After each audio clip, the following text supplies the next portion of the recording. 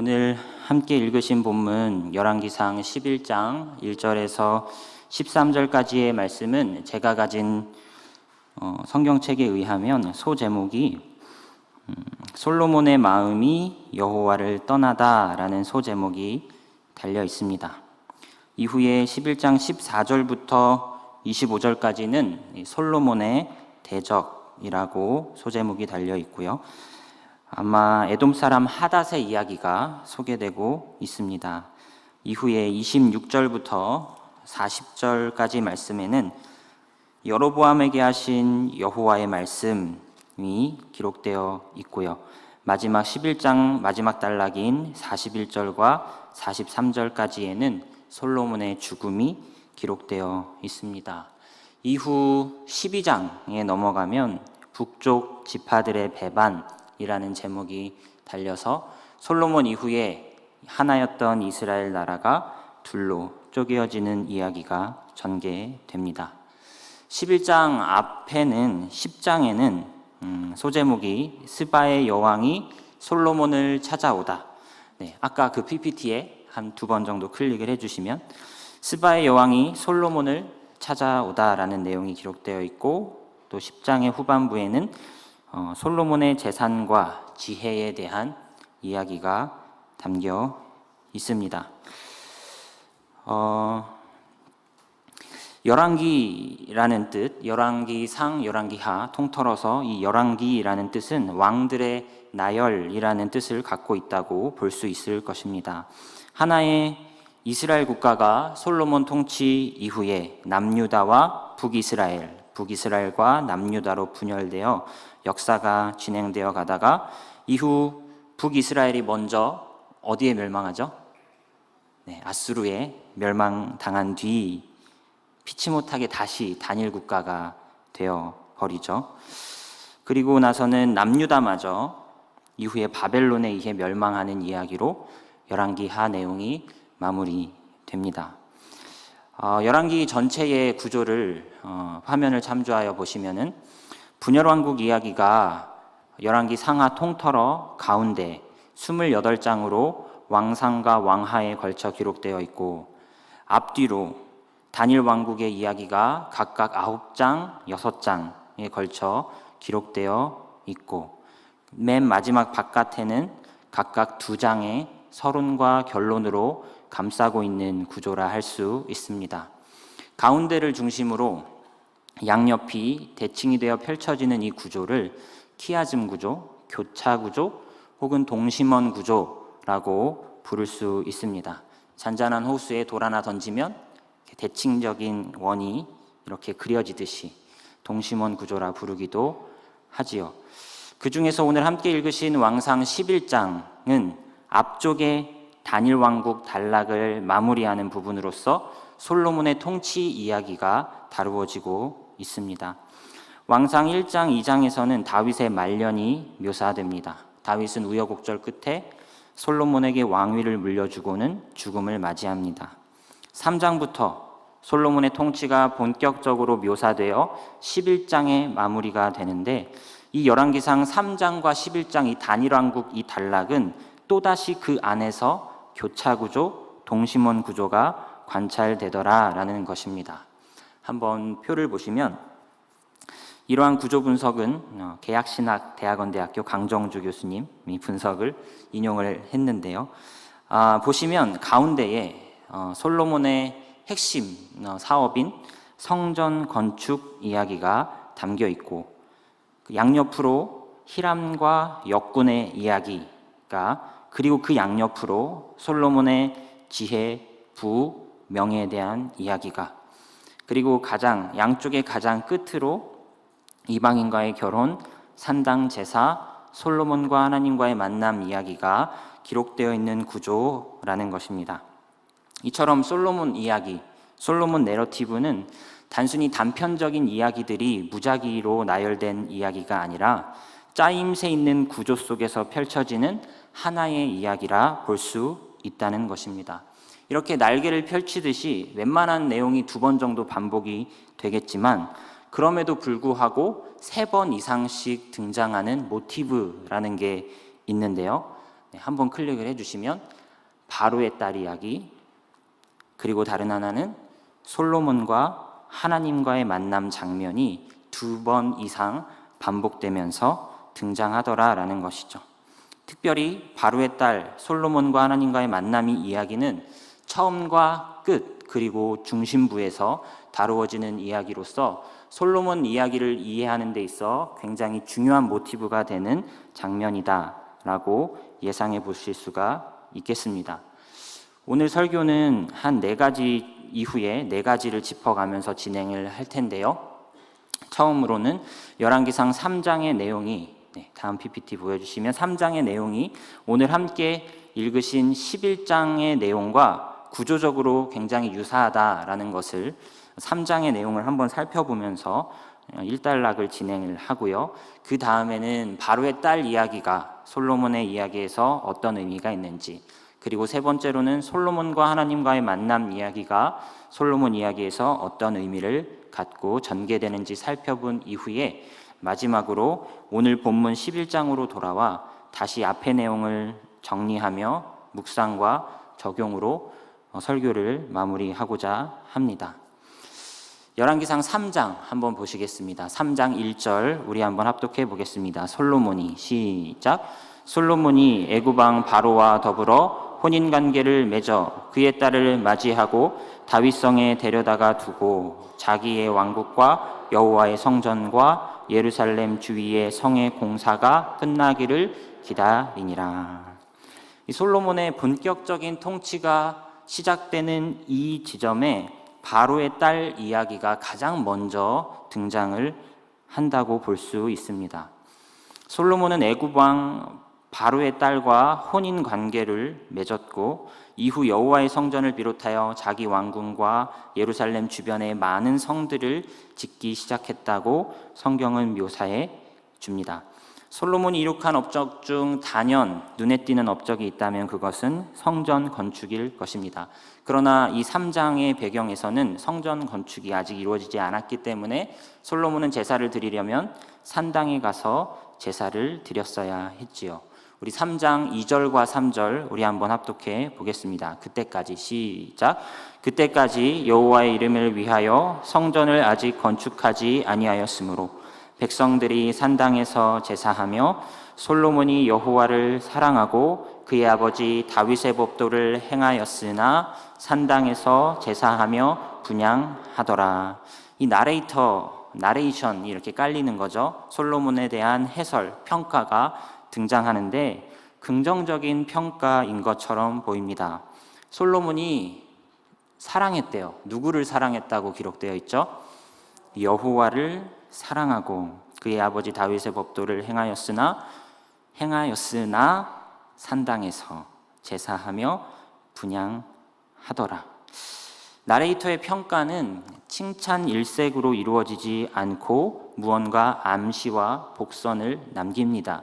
이러이러하였으나 산당에서 제사하며 분향하더라. 이 솔로몬의 본격적인 통치를 언급하는 이 3장의 첫 부분에서 나레이터는 다른 이야기가 아닌 바로의 딸 이야기를 먼저 꺼내면서 앞으로의 솔로몬의 통치가 과연 평탄할지 무언가 복선을 까는 느낌이 듭니다. 그러나 솔로몬의 이러한 태도는 어느 정도 용인되는 분위기입니다. 그때까지 여호와의 이름을 위하여 성전이 아직 없었기 때문에 제사를 드리려면 산당에서 드릴 수밖에 없었다. 이렇게 옹호를 해주는 것 같고요. 또한 당시 결혼은 외교적 도구로 사용하는 것이 일반적인 일이었다고 말합니다. 배경 주석을 한번 살펴보시면 이 구절의 배경 주석, 고대 근동 전역에 걸쳐 결혼은 외교적 도구였다. 바로 투트모세 4세는 중기 유프라테스 왕국인 미탄니와 좋은 관계를 과시하고 그 나라와의 일련의 전쟁을 끝내기 위해 미탄니 왕의 딸과의 결혼 계획을 세웠다. 원수처럼 싸우다가도 결혼으로 평화의 조약을 맺더라, 전쟁을 끝내더라 하는 일들이 당시에 일반적인 일이었다는 것이죠. 한 나라의 군주와 한 나라의 공주가 혼인 관계를 맺으면 서로의 이해관계가 얽히면서 서로가 서로를 함부로 대할 수 없게 되는 것은 자연스러운 것이었습니다. 또한 배경주석은 이 구절에 대해 다음과 같은 해석을 들려주기도 하는데요. 솔로몬이 바로의 딸을 받아들였다는 사실은 그가 당시 이집트 군주보다 강한 지위에 있었음을 보여준다. 성경 기자는 바로의 이름을 언급하지는 않지만, 당시의 바로의 이름이 무엇인지 언급해주지는 않지만, 아마도 추측컨대 10중 8구 비교적 약했던 제21왕조의 마지막에서 두 번째 통치자인 시아문이었을 것이다. 이 바로는 국내에서 테벳 사람 제사장들로 인해 공경에 처해 있었으므로 국내 정세가 안정적이지 못했대요. 그래서 이 애굽의 통치자는 당시의 블레셋과 이스라엘을 정복하러 나갈 수 없었고, 그러므로 그 불안을 해소하고자 솔로몬과의 혼인 관계를 맺음으로 동맹을 맺었다라고 배경을 설명해 줍니다. 솔로몬 통치 당시 애굽의 정치 상황이 그렇게 안정적이지 못했던 터라 당시 애굽은 이스라엘 또는 블레셋과 결혼 동맹을 추진했다라는 것입니다. 이것은 애굽의 세력이 잠시 연약하여서 벌어진 일이었지만, 다른 한편으로 보면 솔로몬의 세력이 애굽의 견제의 대상이 될 정도로 강력한 지위를 갖추고 있었다라는 것도 부인하기 어렵죠. 이방인과 혼인하지 말라라는 이 율법만 우리 뇌리 속에서 싹 지워버리면 솔로몬은 그 통치와 권세가 상당했다, 바로의 딸과 결혼할 정도였어 라고 이렇게 보여지는 것이죠. 또한 산당에서 솔로몬이 보여준 태도는 오히려 흠이 아닌 본이 될 만한 것이었습니다. 기브온 산당에서 솔로몬은 여호와께 무려 1000번제를 드렸다는 것입니다. 지성이면 감천이라고 여호와 하나님은 밤에 솔로몬의 꿈에 나타나셔서 내가 너에게 무엇을 줄꼬? 라고 물으시기까지 하셨다라는 것입니다. 왕상 3장 4절과 5절 우리 한번 합독해 보겠습니다. 이에 시작. 이에 왕이 제사하러 기브온으로 가니 거기는 산당이 큼이라 솔로몬이 그 제단에 1000번제를 드렸더니 기브온에서 밤에 여호와께서 솔로몬의 꿈에 나타나시니라. 하나님이 이르시되 내가 내게 무엇을 줄꼬 너는 구하라. 그러나 이미 솔로몬은 지혜로웠던 것 같아요. 지혜를 구하기 전에 지혜로웠던 것 같습니다. 자신의 장수나 부를 구하지 아니하고 자기 원수의 생명 멸하기도 구하지 아니하고 송사를 듣고 분별하는 지혜를 구하죠. 이러한 태도는 하나님의 마음을 감동시킨 것 같습니다. 여호와 하나님으로부터 전무후무한 지혜와 더불어 부귀와 영광까지 약속받는 장면이 기록되어 나타납니다. 우리 12절 13절 함께 합독하겠습니다. 내가 시작. 내가 내 말대로 하여 내게 지혜롭고 총명한 마음을 주노니 내 앞에도 너와 같은 자가 없었고 내 뒤에도 너와 같은 자가 일어남이 없으리라. 내가 또 내게 구하지 아니한 내게 주노니 내 평생의 왕들 중에 너와 같은 자가 없을 것이라. 굉장히 멋진 축복의 말씀입니다. 그러나 이와 같은 약속은 무조건적이기만 한 것은 아니었습니다. 하나님은 솔로몬과의 만남에서, 첫 번째 만남이죠, 이 솔로몬과의 만남 장면에서 이 약속의, 이 축복의 배후에 조건성이 있다라는 것을 말씀해 주시는 것을 잊지 않으십니다. 14절 말씀 우리 한번 합독해 보겠습니다. 내가 시작. 내가 만일 내 아버지 다윗의 행함같이 내 길로 행하며 내 법도와 명령을 지키면 내가 또 내 날을 길게 하리라. 조건을 다셨죠. 바로의 딸에 대한 언급 있었습니다. 산당 제사 장면 있었죠. 그리고 그 이후에 하나님과 솔로몬과의 만남 장면이 이렇게 3장에도 들어 있고요. 이따가 다시 살펴보시겠지만 11장에도 같은 주제가 반복됩니다. 바로의 딸, 산당 제사, 그리고 하나님과 솔로몬과의 만남 장면이요. 두 번째로 바로의 딸에 대한 모티브를 살펴보고자 합니다. 바로의 딸에 대한 내용은 이후에 몇 군데서도 계속 등장합니다. 3장 이후에서도요. 7장에서 등장을 하는데 솔로몬이 성전을 7년 만에 완공을 마치고 그 이후에 13년 동안 거의 2배가 되는 기간 동안 자신의 왕궁을 짓는데 진력합니다. 그러면서 7장 8절에 바로의 딸 이야기가 이렇게 등장을 하는데요. 7장 8절 합독해 보겠습니다. 시작. 솔로몬이 거처할 왕궁은 그 주랑 뒤 다른 뜰에 있으니 그 양식이 동일하며 솔로몬이 또 그가 장가든 바로의 딸을 위하여 집을 지었는데 이 주랑과 같더라. 솔로몬의 위대한 업적 중 하나를 꼽자면 그것은 성전 건축이다라고 말씀드릴 수 있겠다. 그러나 솔로몬은 성전만 건축한 것은 아니었죠. 그보다 2배 가까운 시간을 들여서 자신의 왕궁을 건축하고 이어서 바로의 딸을 위한 건축도 연달아 진행해 갑니다. 바로의 딸 이야기는 이후 9장에서 2번 더 등장을 하는데요. 9장 15절 16절 우리 한번 합독해 보겠습니다. 시작. 솔로몬 왕이 역군을 일으킨 까닭은 이러하니 여호와의 성전과 자기 왕궁과 밀로와 예루살렘 성과 하솔과 무깃도와 게셀을 건축하려 하였음이라. 전에 애굽 왕 바로가 올라와서 게셀을 탈취하여 불사르고 그 성읍에 사는 가나안 사람을 죽이고 그 성읍을 자기 딸 솔로몬의 아내에게 예물로 주었더니. 게셀 성읍의 위치를 한번 지도로 확인해 보시면요. 화살표, 저게 이제 수평적으로 봤을 때 예루살렘보다 살짝 더 위에 있죠. 굉장히 애굽이 저기까지 쳐들어와서 게셀을 탈취해 갑니다. 그리고 나서는 시간이 흘러 바로가 자기의 딸을 솔로몬의 아내로 내어주면서 게셀을 돌려주죠. 일종의 결혼 납폐금 그런 명목처럼 게셀을 돌려받게 됩니다. 그 후 솔로몬은 바로의 딸과 관련하여 게셀에도 성읍을 새롭게 건설해야지라는 마음을 품습니다. 어느덧 솔로몬의 건축 일정이 계획했던 대로 진행되고 나자 솔로몬은 바로의 딸을 다윗성에 두었다가 다윗성에서부터 올라와 솔로몬이 그를 위하여 건축한 궁에 두었다라고 성경은 기록해 주지요. 솔로몬의 건축 일정에 누구를 모시는 것, 바로의 딸을 잘 소위 모시는 것을 위하여 오랜 시간 동안 계획적으로 건축을 진행해 가더라라는 것을 알 수가 있습니다. 9장 24절 우리 한 절 더 봉독해 보시죠. 9장 24절 시작. 바로의 딸이 다윗성에서부터 올라와 솔로몬이 그를 위하여 건축한 궁에 이를 때에 솔로몬이 밀로를 건축하였더라. 이후에도 솔로몬의 건축 계획은 계속 추진되었다라는 것이죠.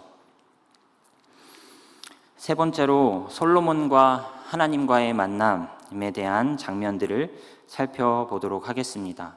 오늘 읽으신 본문 11장 9절 10절에는 이런 표현이 있었지요.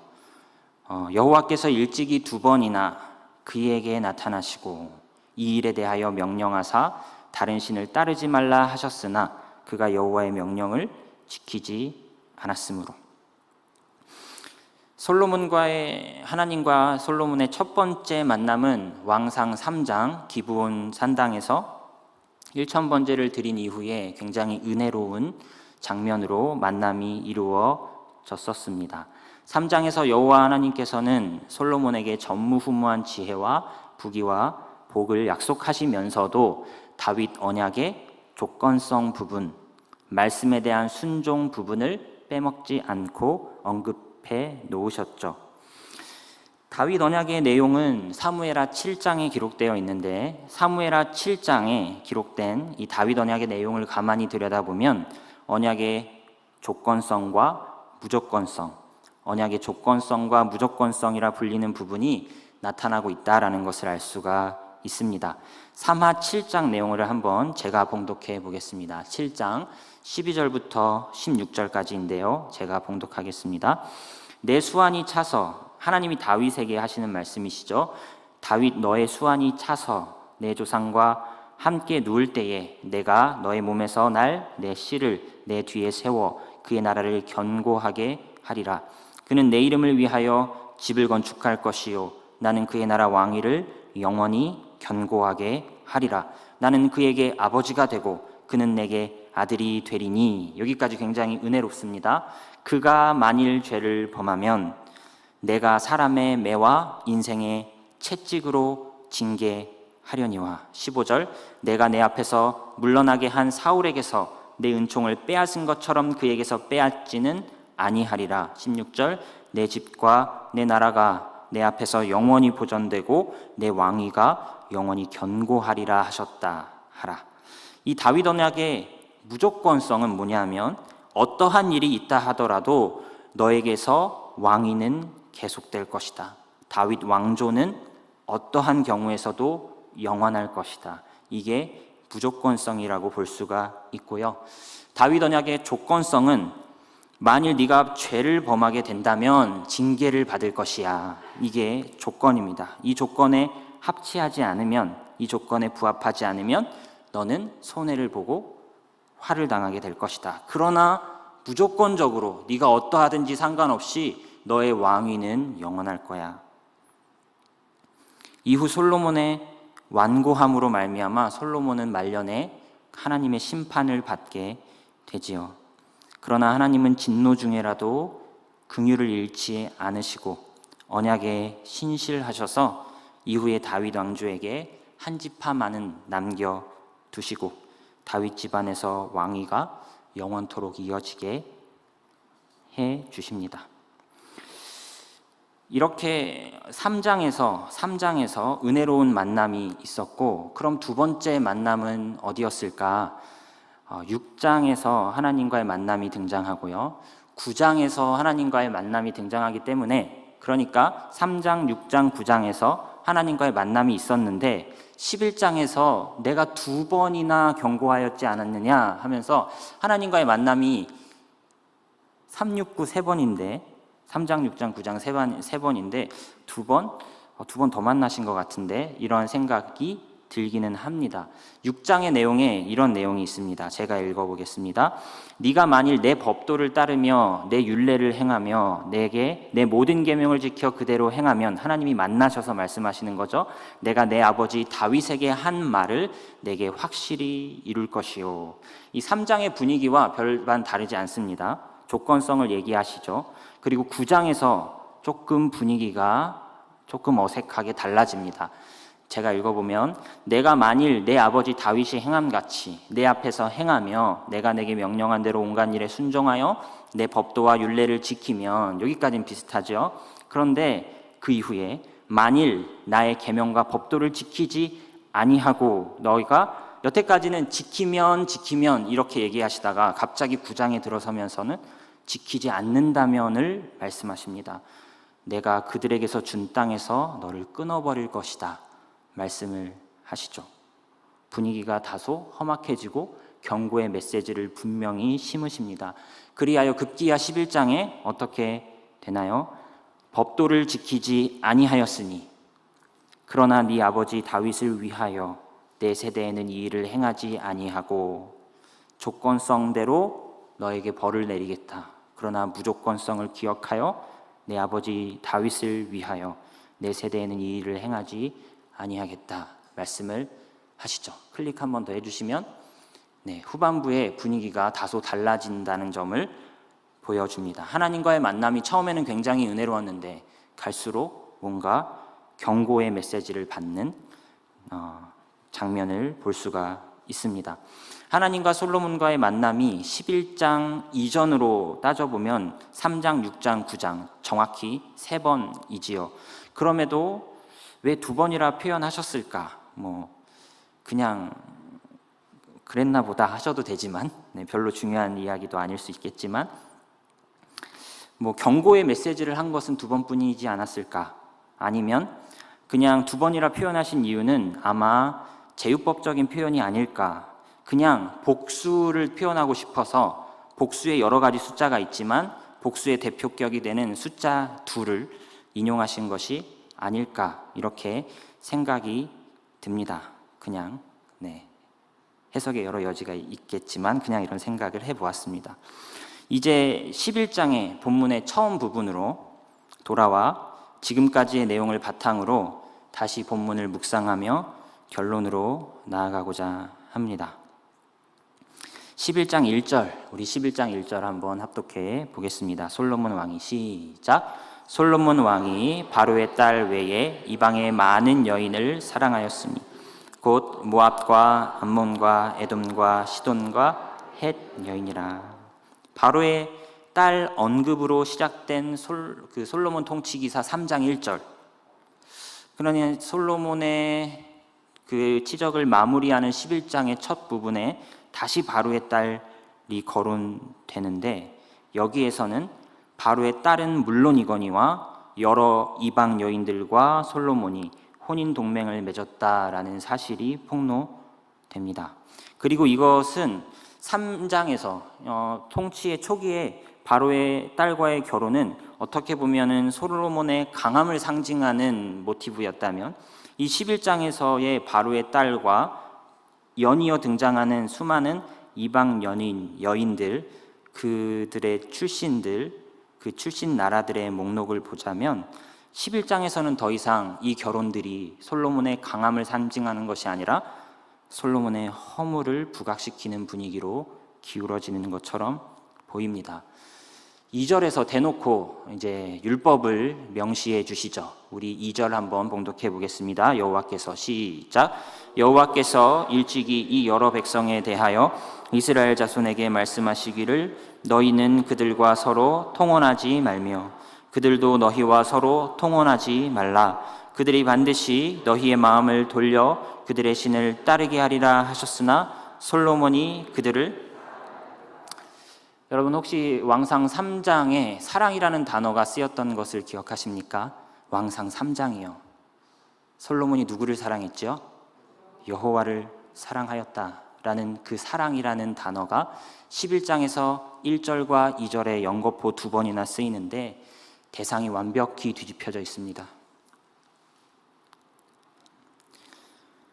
솔로몬의 행위는 이방 딸들과의 결혼이요, 당시로서는 일반적인 정치 수완이었을는지는 몰라도 통혼하지 말라라는 여호와의 율법을 명백히, 그것도 일생토록 반복적으로 어긴 행동이었다는 것이 드러납니다. 솔로몬의 후궁은 무려 700, 첩은 무려 300. 이것은 더 이상 솔로몬의 업적이라기보다는 추악한 허물로 여겨집니다. 사실 솔로몬이 세상적으로는 빛나는 왕이었는지는 몰라도 율법의 기준에서는 너무도 동떨어진, 허물이 많아도 너무나 많은 왕이었다는 것을 감추기는 힘들어 보입니다. 신명기 17장에 하나님은 모세를 통해 이스라엘 왕은 다음과 같아야 해라고 많은 묘사를 해 주셨죠. 제가 14절부터 19절까지, 제가 14절, 16절부터 19절까지 제가 한번 봉독해 보겠습니다. 솔로몬이 어떠한 점에서 어긋난 선택을 했는지를 기억해 보시기 바랍니다. 14절, 네가 내 하나님 여호와께서 내게 주시는 땅에 이르러 그 땅을 차지하고 거주할 때에 만일 우리도 우리 주위의 모든 민족들 같이 우리 위에 왕을 세워야겠다 하는 생각이 나거든. 16절, 그는 그 이스라엘의 왕은 병마를 많이 두지 말 것이요 병마를 많이 얻으려고 그 백성을 애굽으로 돌아가게 하지 말 것이니 이는 여호와께서 너희에게 이르시기를 너희가 이후에는 그 길로 다시 돌아가지 말 것이라 하셨음이며 17절, 그에게 아내를 많이 두어 그 마음이 미혹되게 하지 말 것이며 자기를 위하여 은금을 많이 쌓지 말 것이니라. 18절, 그가 왕위에 오르거든 이 율법서의 등사본을 레위 사람 제사장 앞에서 책에 기록하여 19절, 평생에 자기 옆에 두고 읽어 그의 하나님 여호와 경외하기를 배우며 이 율법의 모든 말과 이 규례를 지켜 행할 것이라. 여러분, 솔로몬이 지킨 게 하나도 없어 보입니다. 솔로몬은 병마를 많이 두었습니다. 왕상 10장 26절 우리 한번 합독해 보겠습니다. 10장 26절 솔로몬이 시작. 솔로몬이 병거와 마병을 모음에 병거가 1,400대요 마병이 12,000명이라 병거성에도 두고 예루살렘 왕에게도 두었으며 솔로몬은 병마를 많이 두었다. 솔로몬은 그 백성을 애굽으로 돌아가게 하지 말라라는 계명 역시 어긴 것으로 보입니다. 28절과 29절도 한번 합독해 보겠습니다. 10장 28, 29 시작. 솔로몬의 말들은 애굽에서 들여왔으니 왕의 상인들이 값주고 산 것이며 애굽에서 들여온 병거는 한 대에 은 600세겔이요 말은 한 필에 150세겔이라. 이와 같이 햇사람의 모든 왕과 아람 왕들에게 그것들을 되팔기도 하였더라. 애굽과의 거래가 있지요. 솔로몬은 은과 금을 너무도 많이 쌓았습니다. 금이 너무 많아서 은의 가치가 우스워질 정도로 많은 재물을 소유하였습니다. 제가 21절과 27절 제가 한번 봉독해 보겠습니다. 솔로몬 왕이 마시는 그릇은 다 금이요 레바논 나무 궁의 그릇들도 다 정금이라. 은 기물이 없으니 솔로몬의 시대에 은을 귀히 여기지 아니함은. 27절 왕이 예루살렘에서 은을 돌같이 흔하게 하고 백향목을 평지에 뽕나무같이 많게 하였더라. 여러분, 저런 왕의 통치를 받으면 얼마나 행복할까요? 네, 군사력이 장난이 아니고요. 은은 보석 취급도 안 할게. 얼마나 지혜와 수완이 뛰어난지 나라가 북극 강병의 끝을 보여주는 것처럼 보이나 하나님의 생각은 달랐습니다. 여러분, 우리는 어떤 지도자를 원하시나요? 솔로몬은 여호와의 율법을 가까이 하지 않았던 것이 틀림없습니다. 결국 여호와를 떠났고 다른 신을 따랐습니다. 여호와의 명령을 지키지 않았습니다. 평생토록 차곡차곡 후궁과 첩을 1,000명이나 쌓았습니다. 그는 전무후무한 지혜를 가졌으나 그 지혜로 전무후무한 스케일의 죄악을 쌓았습니다. 세상은 그를 복받은 자다 우러러 볼지 모르지만 성경은 그가 여호와 사랑에서 세상 사랑으로 완벽히 뒤집혀졌다고 지적합니다. 솔로몬의 말년의 업적이 4절부터 7절까지 기록되어 나타나는데 우리 한번 합독해 보겠습니다. 4절부터 7절까지 솔로몬의 나이가 시작. 솔로몬의 나이가 많을 때에 그의 여인들이 그의 마음을 돌려 다른 신들을 따르게 하였으므로 왕의 마음이 그의 아버지 다윗의 마음과 같지 아니하여 그의 하나님 여호와 앞에 온전하지 못하였으니 5절. 이는 시돈 사람의 여신 아스다롯을 따르고 암몬 사람의 가증한 일곰을 따름이라. 솔로몬이 여호와의 눈앞에서 악을 행하여 그의 아버지 다윗이 여호와를 온전히 따름같이 따르지 아니하고 모압의 가증한 그모스를 위하여 예루살렘 앞 산에 산당을 지었고 또 암몬 자손의 가증한 몰록을 위하여 그와 같이 하였으며. 여러분, 솔로몬이 여호와를 배반했습니까? 여호와의 관점에서 봤을 때는 배반한 거죠. 하지만 세상 사람들의 눈에는 둘 다 잘한 겁니다. 여호와도 잘 섬겼고 이방신도 엄청 잘 섬겼고요. 급기야 나레이터는 솔로몬의 마음이 여호와를 떠났다라고 결론을 내립니다. 이에 여호와는 그동안 다윗 언약의 조건성을 통해 경고하셨던 대로 그에 대한 심판을 선고하십니다. 9절과 10절 우리 마지막 9절인데요. 9절 10절 합독하겠습니다. 시작. 솔로몬이 마음을 돌려 이스라엘의 하나님 여호와를 떠남으로 여호와께서 그에게 진노하시니라. 여호와께서 일찍이 2번이나 그에게 나타나시고 10절.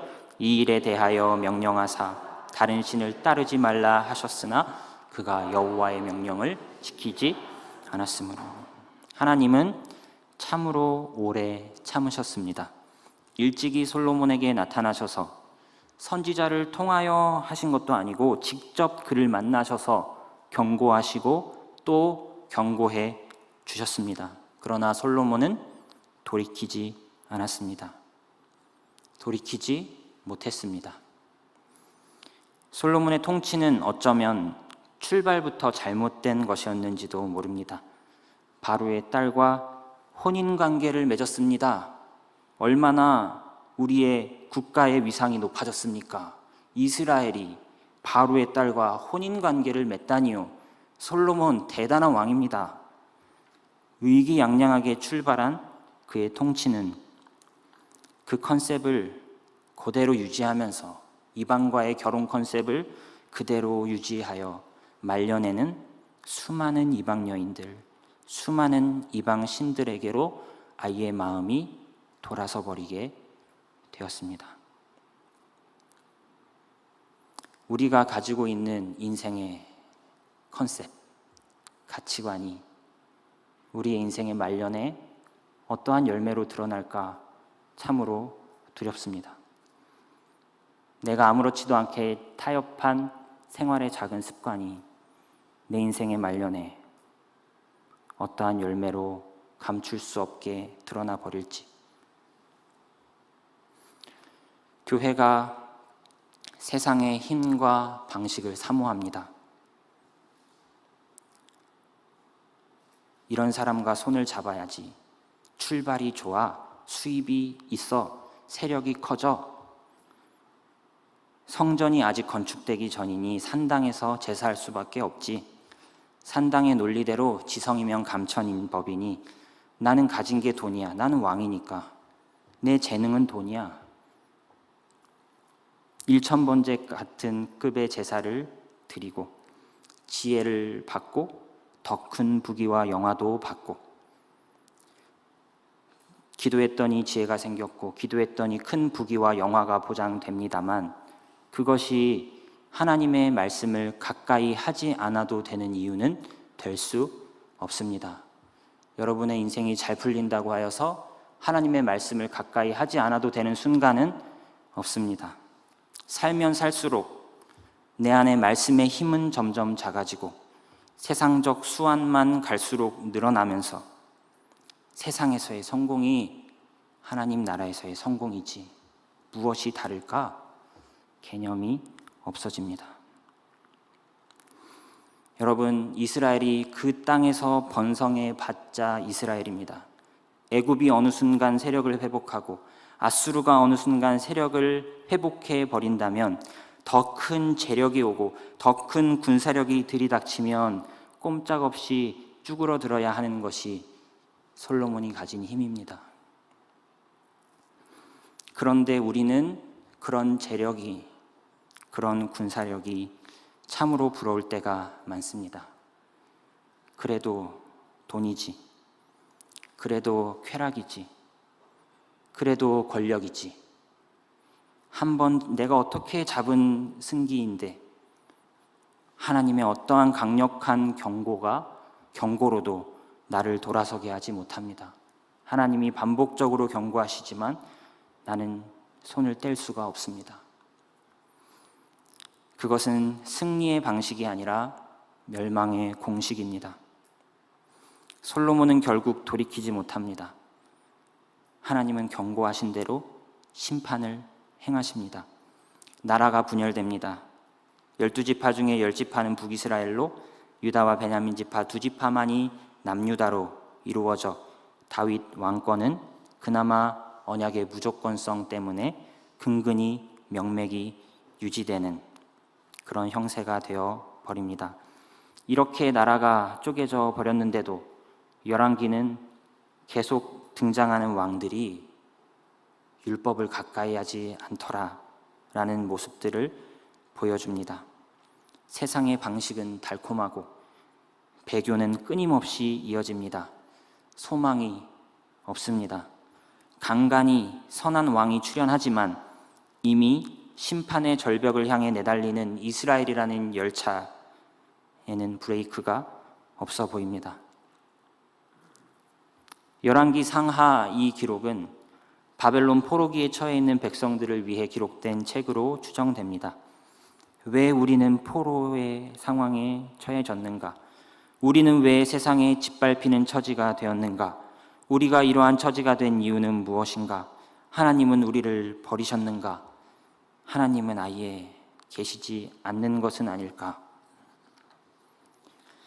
사람의 매로 인생의 채찍으로 징계하려니와 내가 네 앞에서 물러가게 한 사울에게서 내 은총을 빼앗은 것처럼 너에게서 빼앗지는 아니하리라.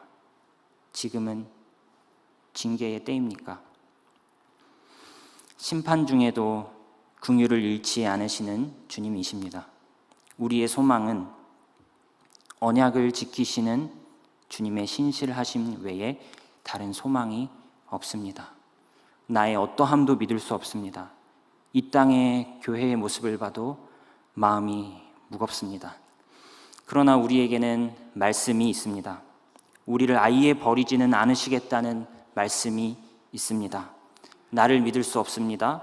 우리를 믿을 수 없습니다. 하나님 말씀을 믿을 뿐입니다. 하나님 말씀을 가까이 하는 왕, 하나님 말씀을 가까이 하는 성도들이 많이 일어났으면 좋겠습니다. 어둠 중에도 빛을 이야기하며 절망 중에도 소망을 이야기하되 내 생각이 아닌 말씀을 근거로 말씀에 순종하는 삶으로 응답하는 저와 성도님들이 되었으면 좋겠습니다. 우리의 작은 습관적인 죄악이 우리의 인생의 말년에 커다란 죄성으로 열매 맺지 않기를 바랍니다. 우리의 작은 삶의 습관과 방식이 훗날에 더 이상 감출래야 감출 수 없는 죄악의 열매로 드러나지 않기를 바랍니다. 세상을 부러워하는 마음을 그치고 세상의 방식이 아닌 말씀대로 성공의 길, 화려한 길, 넓은 길이 아닌 좁고 협착한 길로 오늘도 말씀의 길이 참된 길이요 복된 길임을 믿음의 눈으로 바라보며 오늘을 살고 기도하기를 쉬지 않는 저와 성도님들의 복된 삶 다 되시기를 주님의 이름으로 축원드립니다.